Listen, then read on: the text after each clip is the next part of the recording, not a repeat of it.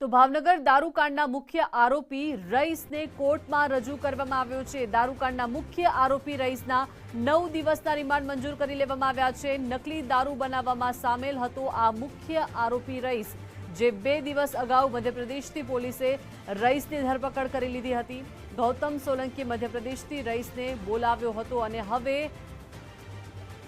2 દિવસ અગાઉ આવેલો આ મધ્યપ્રદેશથી આરોપી રઈસને ધરપકડ કરી લેવામાં આવી છે અને મુખ્ય આરોપી માસ્ટરમાઇન્ડ એવો રઈસને કોર્ટમાં રજૂ કરવામાં આવ્યો છે અને 9 દિવસના રિમાન્ડ જે છે તે મંજૂર કરી લેવામાં આવ્યા છે। દારૂકાંડના આ મુખ્ય માસ્ટરમાઇન્ડ એવા રઈસને હવે 9 દિવસના રિમાન્ડ મંજૂર કરી દેવામાં આવ્યા છે। રિમાન્ડ દરમિયાન તેની આખરી પૂછપરછ કરવામાં આવશે। નકલી દારૂ બનાવવામાં આ મુખ્ય આરોપી, આ મુખ્ય માસ્ટરમાઇન્ડ રઈસ કે જેને 9 દિવસના રિમાન્ડ મંજૂર થયા છે।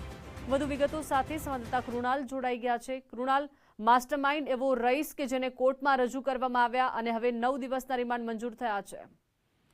બિલકુલ દીપિકા, જો વાત કરીએ તો જે લઠ્ઠાકાંડનો જે મુખ્ય સૂત્રધાર જે રહીશ છે, જેની ધરપકડ એસએમસીએ ઉજ્જૈનથી કરી હતી ને ત્યારબાદ આજે તેને કોર્ટ સમક્ષ જે છે તે રજૂ કરવામાં આવ્યો હતો। કોર્ટે 9 દિવસના જે રિમાન્ડ છે તે ગ્રાહ્ય રાખ્યા છે।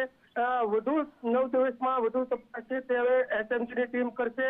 બીજી તરફની જો વાત કરીએ તો દારૂ કઈ રીતના બનતો હતો તે પ્રકારે અને ક્યાં ક્યાં ડિસ્પ્યુટ કરવામાં આવ્યો હતો તે સમગ્ર વિગતને લઈને એસએમસીની ટીમ જે છે તે હવે તપાસ કરનાર છે। જી દીપિકા। જી કૃણાલ, આભાર વિગત સાથે જોડાયા તે બદલ।